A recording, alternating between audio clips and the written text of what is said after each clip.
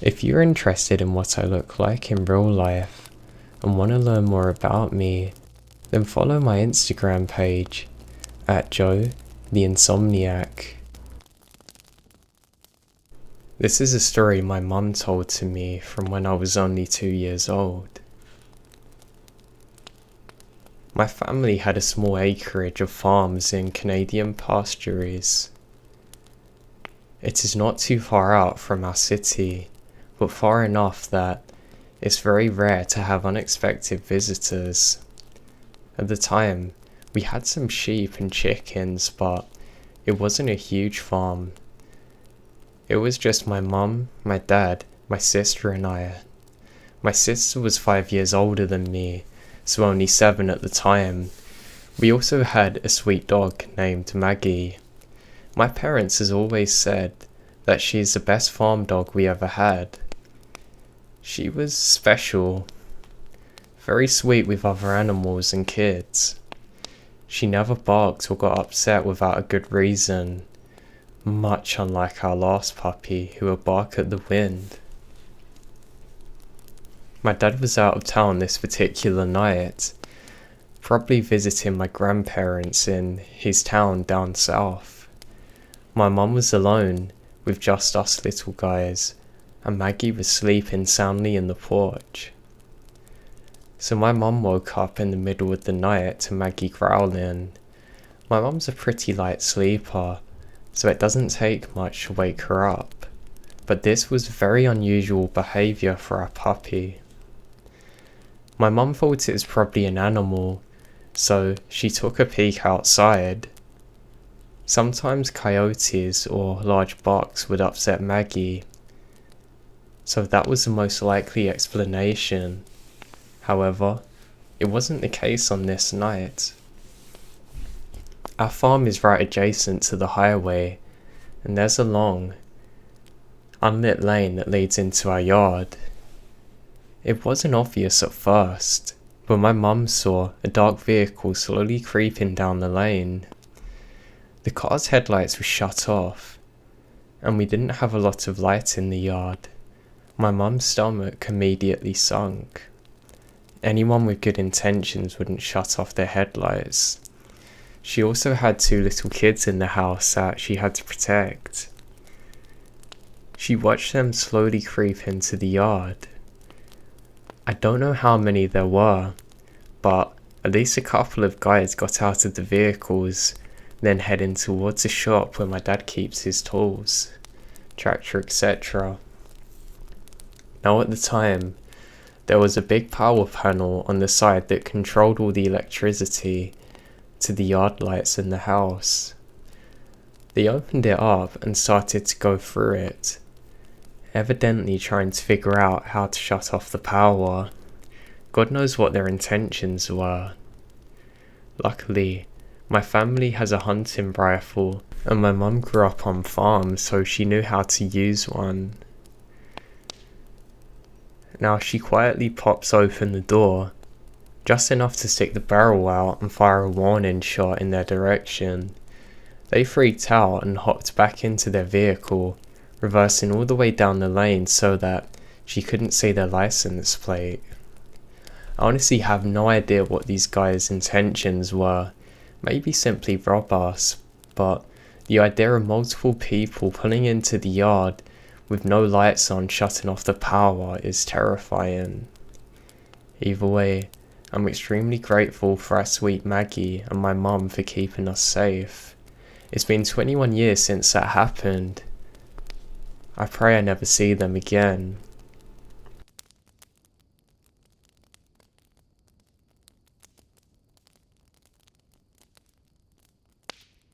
When I was younger, I used to live on a house that was surrounded by farmland. It meant we had very few neighbours and very little to do. Now, I was scared of the dark. This phobia didn't fade away until I became an adult. The thing I hated most about living here was being bored, and if I had to walk home at night, because there were no street lamps obviously, only the moonlight if you were lucky. There's one incident that my mum later told me about that terrifies me to this day. More the fact that this happened and I was completely oblivious to it. Apparently when I was 7 years old, I was asleep in my room one day when it was snowing outside. Now there was mysteriously footprints leading into and around our house, but there never seemed to be anybody else there to make them. What's more strange is how that they seemingly vanished after a point, like someone had literally floated away. My dad was always skeptical of this and thought it was someone playing a prank on us. Now apparently, I would always complain about seeing a strange person at my window and talking to them, which at first my mum and dad shook off as me being paranoid and my imagination playing tricks on me as I was scared of the dark. Well, apparently I went on about this for months until eventually my dad decided to sleep in my room with me, and lo and behold, I woke him up saying that man's there again. My dad said don't worry and to go back to sleep. He then rolled over, and to his horror, he saw a man peering in at me watching me sleep. He got up immediately, grabbed his rifle, called my mum to go and get some help, and rushed outside, but unfortunately the man was gone. Now this is in the day before you really had camera systems in your home. What we did do is buy a really big guard dog that stayed in the front of the house, and after that, he never returned.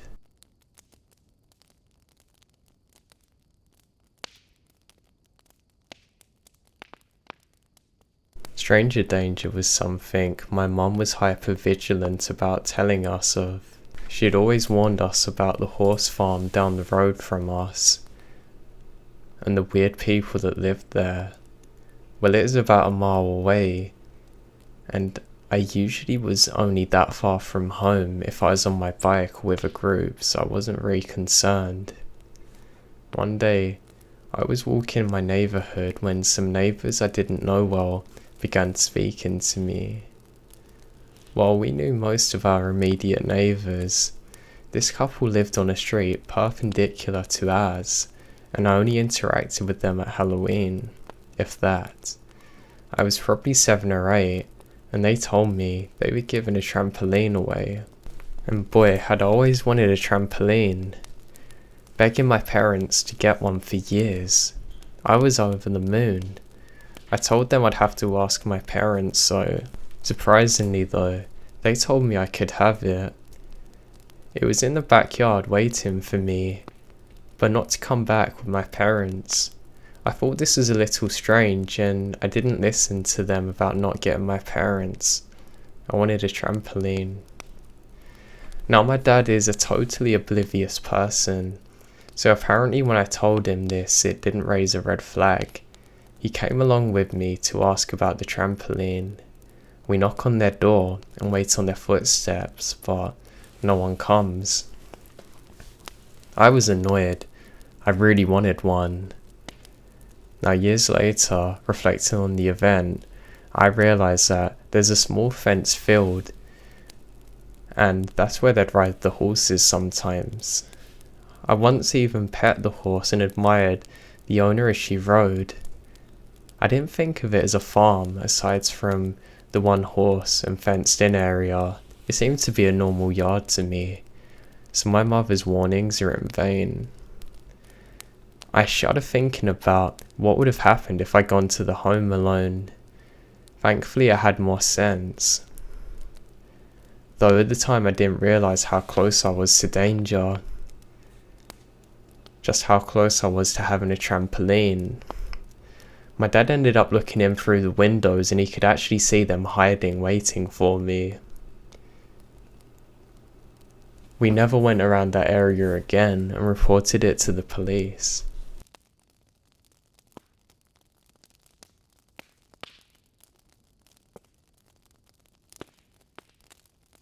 Growing up, I lived in a farmer's house. My dad and most of my family were all farmers, so growing up around nature was a normal thing to me. Now we had a problem with crows and other animals trying to eat all of our crops, so we put up multiple scarecrows around the house where we lived. Now, I was always paranoid of them as a child. I used to tell my mum stories about how they would move. Of course, she just thought it was my imagination running wild and never thought anything of it. That was until one day she saw one move too. After constantly complaining, my mum and dad eventually switched rooms with me and would let me sleep in their room. My mum said it was one moonlit night where she was laying in bed unable to sleep. She got up and decided to go and make a drink in the kitchen. As she's looking out the window, she was sure that she saw something move. Confused by this and a little groggy, she decided to go back to bed and try and get some sleep. When she got back to her bedroom, she was sure it's just her mind playing tricks on her, so she gone back to sleep. However, she heard constant sounds outside and knew something was up. She then goes back to the kitchen to get a better look, and what she sees terrifies her. Because of the moonlight, she can see the reflection off of two pieces of glass. After closer inspection, she can tell that these are a pair of binoculars. My mum let out a blood-curdling scream at this point. That's what I remember, and my dad telling me to stay in my room and not move. He quickly grabs his hunting rifle and fires a warning shot into the sky. What's more crazy is that whoever was watching us with the binoculars didn't even move. By the time my dad had gotten his dog and went outside, whoever this was long gone. What he did find is truly harrowing. Upon closer inspection of where my mum saw this figure, she could see some old tattered clothes that appeared to be almost identical to what our scarecrows were wearing. This sick person decided to imitate a scarecrow in order to spy on us. We very quickly after moved houses, and I only learnt about this story in my adult life in order not to scare me. And to be honest, I'm thankful that they never told me at the time, because that would have truly terrified me.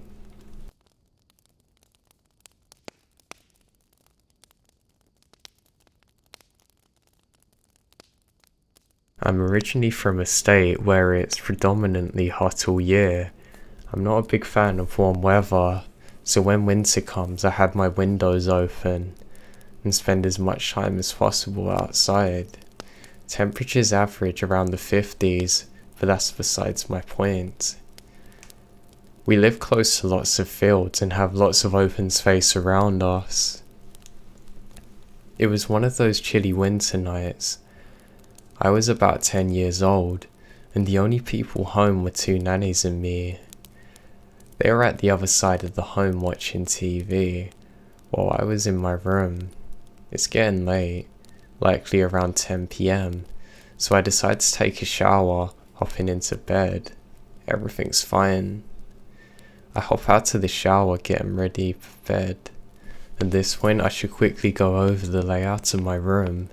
It's rectangular and has two windows facing the front door entrance to my home.